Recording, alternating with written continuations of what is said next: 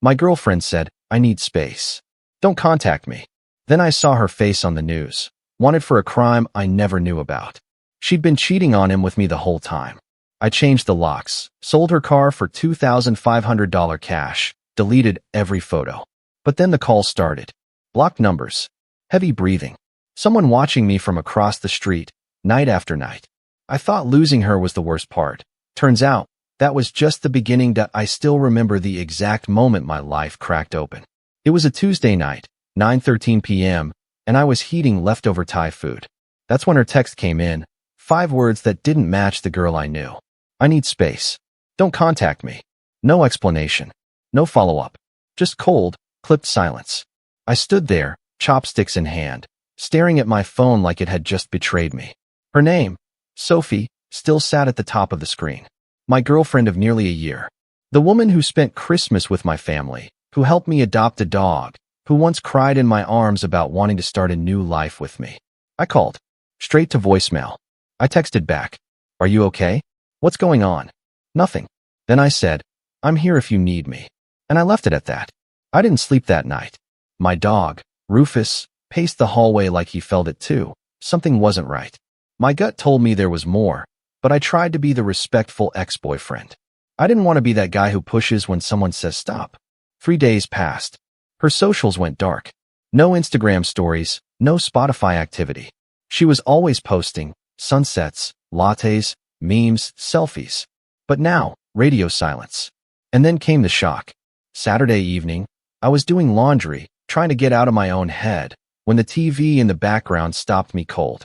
Authorities are searching for 29-year-old Sophie Marlowe, who is wanted in connection with an ongoing federal investigation. If you have seen this woman, do not approach. Contact the FBI immediately. My knees buckled. Her picture. On the news. Wanted. For a second, I thought it was a prank or some insane misunderstanding. But the more they talked, the colder I got. They said she was connected to a man found unconscious in a downtown hotel with drugs, cash, and a gun nearby. They were calling it a possible trafficking ring. They said Sophie might have been involved in financial crimes too. Fraud, laundering. My Sophie. The same woman who asked me to help her budget her student loans. Who cried during sad movies. Who got tipsy on 1 glass of wine and giggled like a teenager. I dropped everything and drove to her apartment. It was already sealed off with yellow tape. The neighbor, a sweet old lady who always smiled at us, told me the feds had been there 2 days ago. 2 men in suits, 1 woman. Took boxes. A laptop. Left in silence. I went home in a haze, trying to connect dots that refused to align. Her toothbrush was still in my bathroom. Her favorite hoodie still hung behind my door. Her car was parked on the street. She left it. And that's when I started wondering, who the hell was she really? Because the Sophie I knew didn't carry guns. She didn't disappear into federal investigations. I opened her glove compartment looking for clues. Inside was a second phone. A burner. I turned it on. It had no contacts, no messages. Just 1 photo in the gallery. Sophie, smiling, with another man. A guy I'd never seen. Arm around her waist. Kissing her cheek. She looked in love. The date stamp? 2 weeks before we met. I stared at it for 10 full minutes. My breath got tight. My hands started shaking. She had a whole other life. Maybe another boyfriend.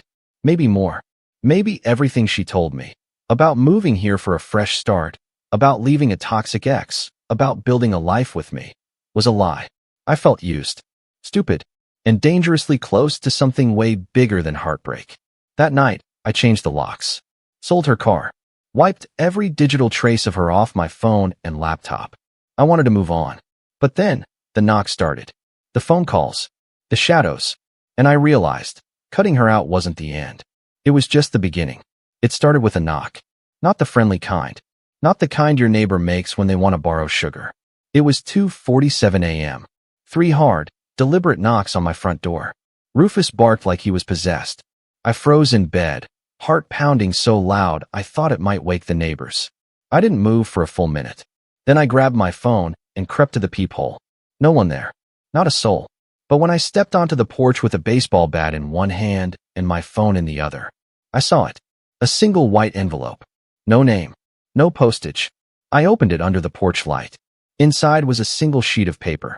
Typed. Stop looking for her. This is bigger than you. That's it. No signature. No explanation. Just those 10 words. I stood there in my boxers and bare feet, blinking into the dark, adrenaline rushing through my veins like battery acid. I scanned the street, empty. Every house dark. No footsteps. No car pulling away. Nothing. I'd been trying not to look for her. I'd been trying to forget her. But now, someone was watching me. Someone thought I was a threat. I didn't sleep again. The next day, I bought security cameras and set them up around the house. Doorbell cam. Motion detectors. I even added one inside, aimed at the living room. I was being hunted, and I didn't even know why. But I had one thread left to pull, the burner phone. So I took it to my friend Jay. Jay's the kind of guy who drinks Red Bull like water and lives in his hoodie. A tech genius who once hacked into the high school Wi-Fi just to prank the principal. He took one look at the phone and said, "Yeah, this thing's been wiped, but not totally." I watched him work in his garage. Wires, screens, code scrolling like something out of the Matrix. 30 minutes in, he found it, a hidden folder. Encrypted. It took another hour, but when he cracked it, we found a list of names and numbers. Dozens of them. One caught my eye immediately, E. Morales. It was circled. Jay ran a reverse lookup. The number belonged to Elena Morales, a former defense attorney who'd been disbarred for witness tampering. I had no idea what that meant, but Jay looked spooked. "You're in something deep, man. This isn't just some girl gone rogue. This is organized." Organized. That word stuck in my head like a warning label. I went home and stared at Sophie's old hoodie for hours. She used to wear it when she was cold, when we'd curl up on the couch and watch The Office. Now it looked like a prop from a crime scene. Later that night, my doorbell camera pinged. I checked the footage. A tall man in a dark hoodie had walked past my driveway. Twice.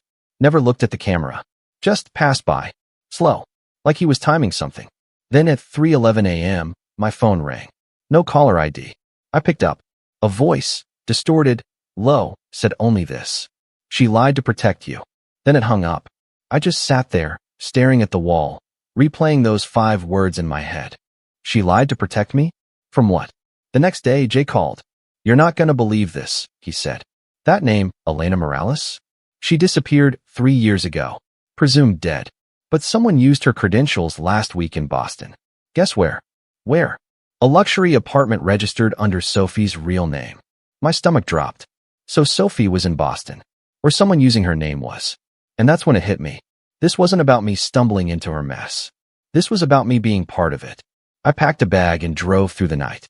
Rufus curled up in the passenger seat, clueless, tongue lolling out like we were on vacation. We weren't. We were going straight into the heart of a lie. The apartment building was sleek, glassy, high-end. The kind of place you needed a key card just to breathe near the lobby. I stood across the street in a hoodie and sunglasses, watching. And then, I saw her. Sophie. Alive. Real. Carrying a grocery bag and laughing into a phone like she hadn't just detonated my entire world. For a second, I wanted to run across the street and grab her, demand answers, scream her name. But someone else was watching her too. A man in a gray suit, standing near a black SUV, earpiece in his ear. Not security. Not FBI. Worse. He clocked her like she was a target. And then I realized, if I wanted answers, I couldn't confront her. I had to follow her. And that's when the real nightmare began. I followed her from a distance. One wrong step, and this whole thing could go sideways fast. But I needed answers, and I was done waiting for them to fall into my lap. She walked 3 blocks from the apartment, stopped at a small corner cafe, and sat at a table outside like everything was perfectly normal. Like she hadn't vanished from my life, framed herself as a fugitive, or left a burner phone full of encrypted names. She ordered coffee, took out a notebook, started writing. I stayed half a block away, behind a bus stop shelter. I could barely breathe. And then, just as casually, someone joined her. The man in the gray suit. The same guy I saw with the earpiece. He sat across from her like this was a scheduled meeting, not surveillance. They didn't look like lovers. They didn't look like enemies either. Their conversation was calm, civil, but Sophie's hand was trembling around the coffee cup. I started recording on my phone, zoomed in, capturing whatever I could. Then something happened I didn't expect. She looked up, directly at me. Her eyes locked onto mine through the reflection in the cafe window. It was instant. She knew. And I froze. She whispered something to the man. He turned to look. I ducked behind the shelter. Heart racing. Stomach clenched. This was it. I had blown it. I moved fast, slipping down an alley, ducking into a parking garage. I didn't stop moving until I was 6 blocks away, crouched between 2 cars, trying to slow my breathing. Then my phone buzzed. No caller ID. I answered. Her voice. Calm. Controlled. You shouldn't be here, she said. I could say the same to you. You don't understand what you've done. What you're walking into. Then tell me. A pause. A long one. Then she said, meet me at the lighthouse. Tonight. Midnight. Come alone. Click. No explanation. No apology. Just a meeting spot and a warning. The lighthouse was 2 hours north, abandoned, remote, perfect for either a reunion or a setup. I drove up early, parked half a mile out, and hiked the rest. Rufus stayed behind in the car, restless. I didn't want him near whatever was about to happen. The lighthouse stood like a ghost on the edge of the cliffs, silhouetted against the dark sky. The wind howled through broken glass windows. The ocean below churned like it knew something I didn't. At 11:58 p.m., I saw a light flicker inside. She was already there. I stepped inside slowly, flashlight off, nerves burning through my spine. And there she was, Sophie. Alone. Hood up. Eyes hollow. She looked tired. Pale. Smaller than I remembered. You came, she said. I need answers. I deserve them. She nodded. I didn't lie about everything. Just most things. She looked down. You were never supposed to get involved. Too late. She sighed. The man you saw earlier, he's not just surveillance. He works for someone named Victor Halden. You won't find him online. No social. No trail. But he's behind every major laundering pipeline between Boston, D.C., and New York. Why were you meeting with him? I used to work for him. I ran deliveries, handled accounts, pretended to be someone I wasn't. It started as a way to get out of debt. Then I couldn't get out. And me? I was trying to start over. For real. Then someone flipped. An FBI leak. Everything went to hell. I ran. They framed me to cover it. Why not tell me any of this? Her voice cracked then. Because the second you knew, you'd become leverage. Silence. Then a sudden sound. Footsteps. We both turned. The door creaked open. 3 men stepped in. 2 holding guns. The third? Victor Halden himself. Clean-shaven. Calm eyes. Leather gloves. You should have stayed away, he said to me. You had a quiet life. A dog. A girlfriend. But you couldn't leave it alone. He looked at Sophie. You made this mess. I have the drive, she said. You let him go, I give it to you. Victor smiled, slow and reptilian. You think I trust you? I'm the only one left who didn't rat. She reached into her coat and held up a flash drive. Everything's on here. Accounts. Transfers. Names. He nodded to one of the gunmen. Take it. I stepped forward. No, not until she walks out of here with me. Victor raised an eyebrow. Brave. Stupid, but brave. I held my ground. My hands were shaking, but my voice stayed even. You kill me, that drive hits every federal inbox on the East Coast. A bluff. Maybe. Maybe not. Victor studied me for a beat. Then he said, let them go. His men hesitated. I said go. They lowered their guns. We didn't wait. Sophie and I ran into the darkness. Down the cliffs. Through the trees. Toward the car. I didn't know if he'd chase us. If the drive was real. If this was the end or the beginning. But in that moment, I knew this. We were still alive. And the war had only just begun. We didn't stop running until we hit the car. Sophie collapsed into the passenger seat, out of breath, clutching the flash drive like it was oxygen. I floored it, tires spinning gravel, and we sped into the night, headlights slicing through the fog on the coastal highway. No words for a while, just the sound of the engine and our shallow breathing. Finally, I asked, is that drive real? She nodded slowly. Everything Victor's tried to bury for the last decade is on here. Names, offshore accounts, wire transfers, payoffs. If this gets out, a lot of people go down. Then why give it to him? Because he would have killed you. I looked over at her. The woman I thought I loved. The woman I still didn't fully know. She whispered, there's something else you need to see. We pulled into a motel outside a dead town. No cameras, no clerk at the desk, just a key in a drop box and a flickering vacancy sign. Inside the room, she opened her bag and pulled out a worn leather notebook. This is the ledger, she said, handwritten by Victor's old accountant. Before the guy disappeared. It's not just money, it's who was paid. Judges, senators, agents. I flipped through it. Names I'd only seen on TV. Headlines. Headlines that suddenly meant something different. You were in love with him, weren't you? I asked. Sophie froze. For a while, she admitted. He saved me from my old life, then trapped me in a new one. He knew how to twist loyalty into chains. And me? You were the first real thing I had in years. That's why I ran. To protect what little truth I had left. I didn't know what to believe. The lines between truth and manipulation were too blurred.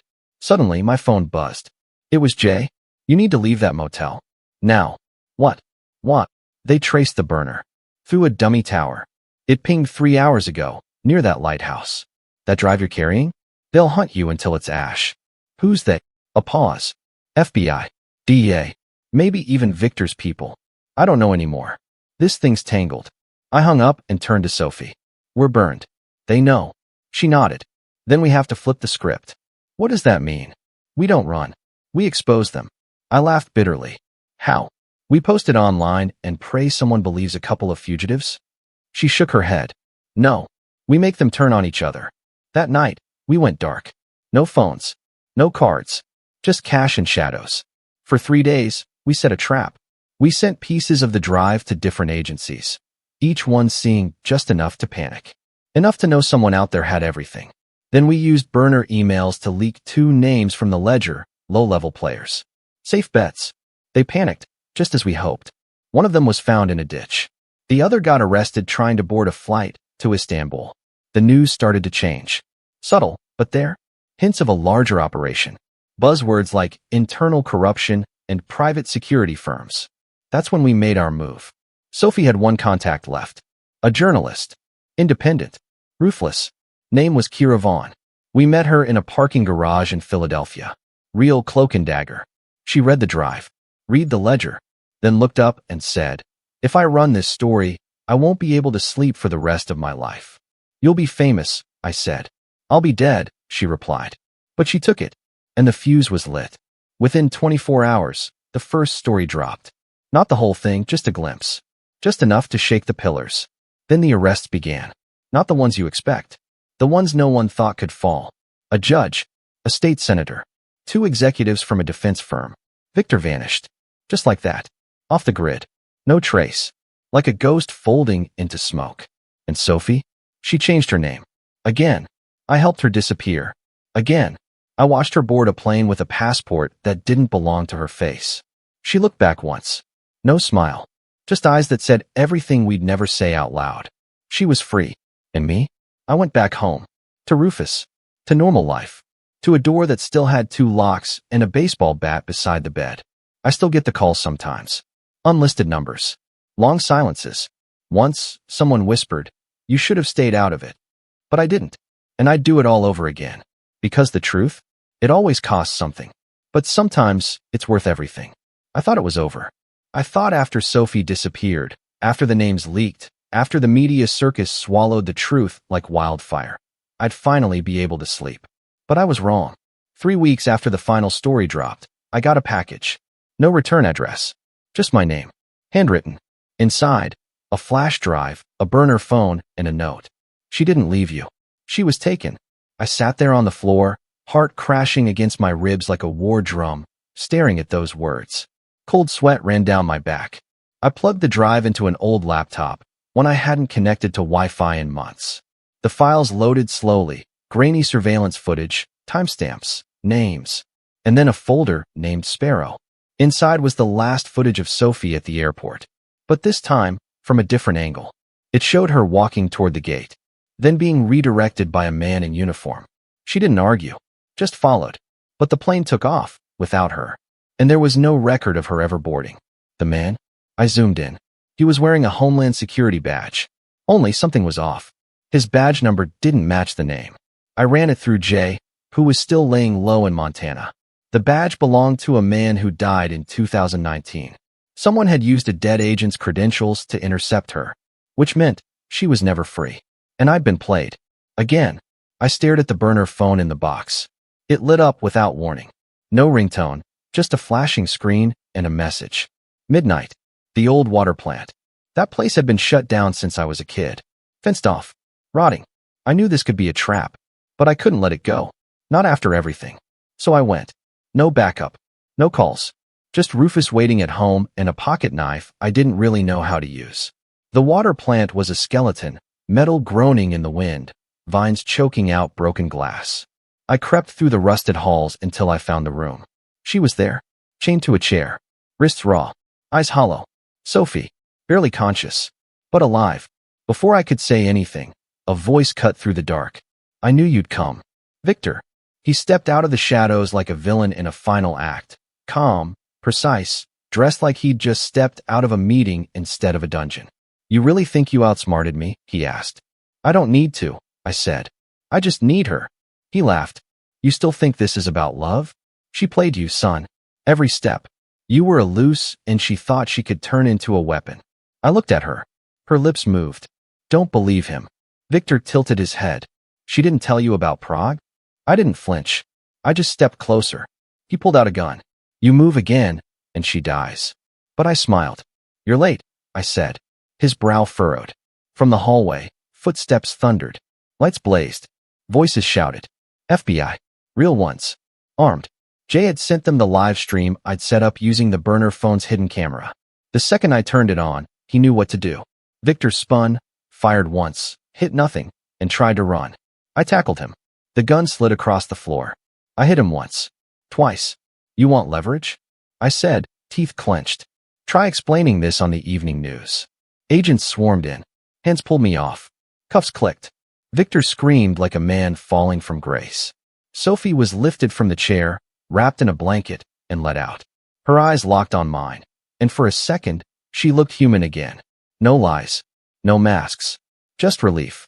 Outside, as the sun started rising, I sat on the hood of a cruiser, exhausted.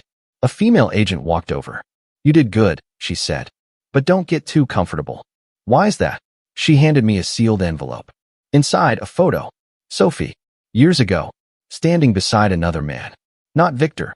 A senator. Smiling. Her hand on his chest. The agent leaned in. You just cracked the surface. Whatever Sophie told you, that was just Act 1. Then she walked away. And I knew. Right then, right there. This wasn't the end. It was the beginning of something darker. Something deeper.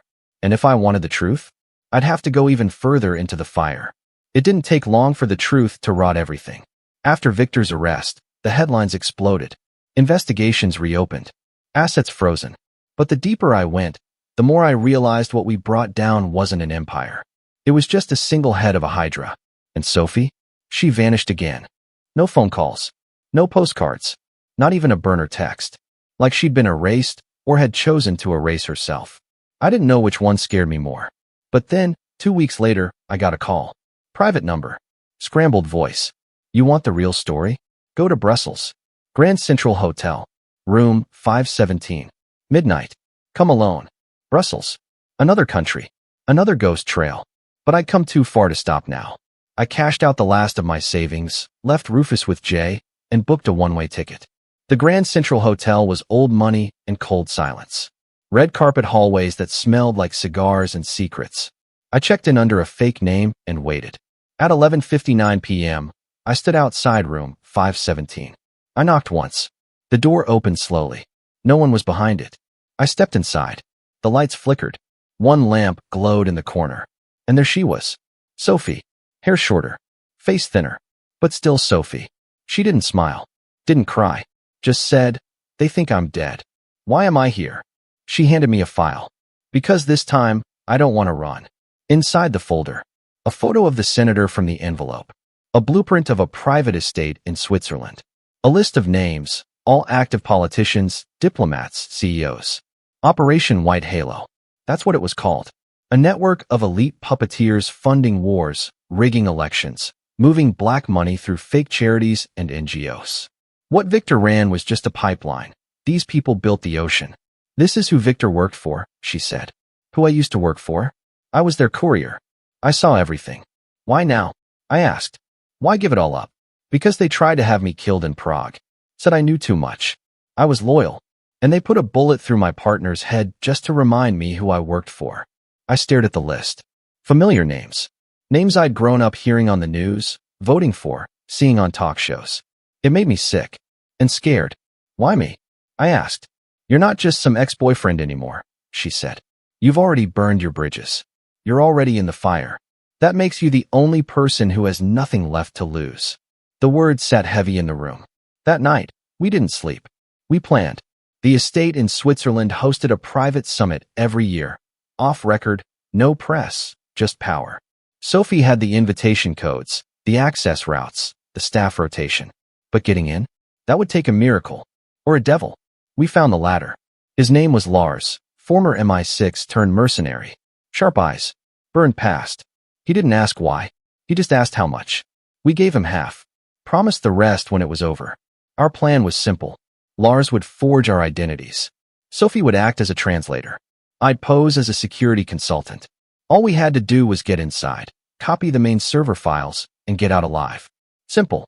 But on the flight to Geneva, Sophie turned to me and said something I haven't forgotten since. If I don't make it out, you leak it all. No matter what. Don't try to save me. Just finish it. I didn't respond. I couldn't. Because in that moment, I knew I'd never be able to keep that promise. We arrived at the estate disguised as staff. White uniforms, clipped badges, tired eyes. Security was tight. Drones in the sky.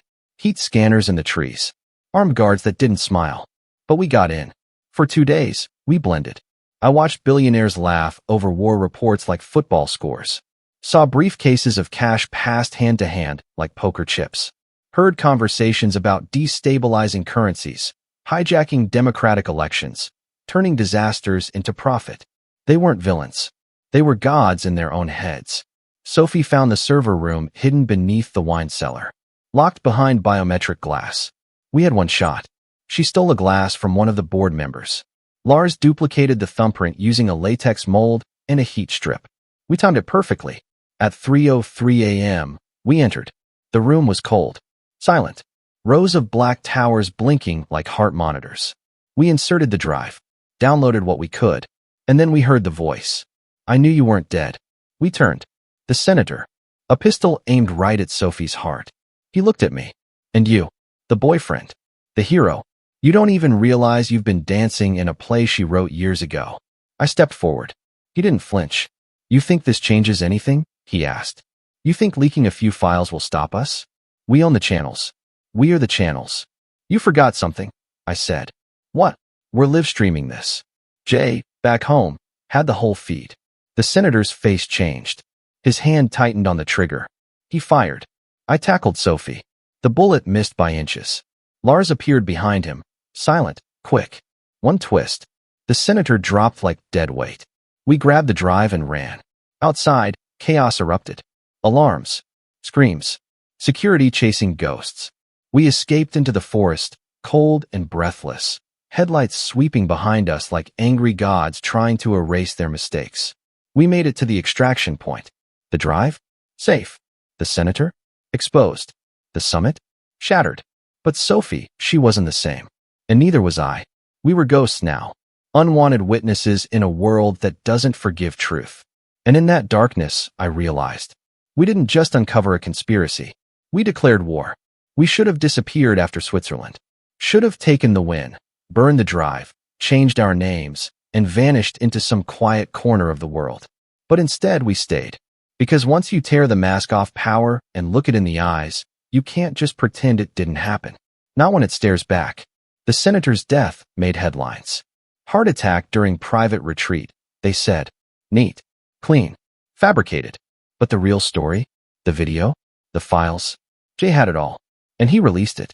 Not just to media outlets, to the people. Public upload. Decentralized platforms. Mirrors across the dark web. Within 24 hours, it had 12 million views. Within 48, it was gone. Wiped from major platforms. Shadow banned. Flagged for misinformation. The powers we'd exposed were fighting back. Then came the retaliation. Jay's cabin in Montana was torched. Arson. He survived, barely. Burns across his arms. A bullet through his shoulder. He called me from the hospital with one good lung and whispered, "They're not hiding anymore. They're hunting." I felt it too. The air shifted. People in unmarked vans. Faces in the rearview mirror that showed up too often. The click of a phone line that wasn't always there. We moved constantly. Zurich. Milan. A safe house and nice. Each one colder than the last. Sophie was silent most days now. Focused. Ruthless. The woman who once stole my hoodie and made pancakes at 2 a.m. was gone. In her place, a strategist. A survivor. A weapon. One night, while hiding in an underground train station in Vienna, she looked at me and said, "They won't stop until we take their heart." "What's the heart?" I asked. She slid a photo across the table. A skyscraper in Dubai. Black glass monolith. Virion Capital, an offshore holding firm. A front, not just for money laundering, but for data storage, surveillance, global asset control. Their server core? It held not just the list of every asset they moved, but the locations of the next operations. War. Disease. Assassination. Sophie had a contact inside, an ex-operative named Michael. He owed her, and he was dying.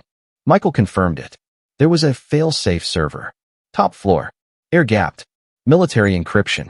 If we could access it, we could destroy the whole network, trace the pipelines, drain the accounts, burn it all to ash. But getting in? That was suicide. We flew in under aliases again. New passports. New blood types.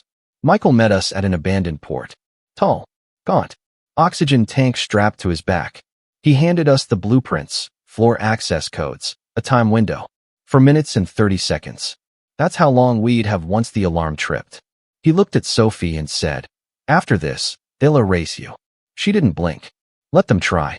The building was ice, sleek, brutal, soulless.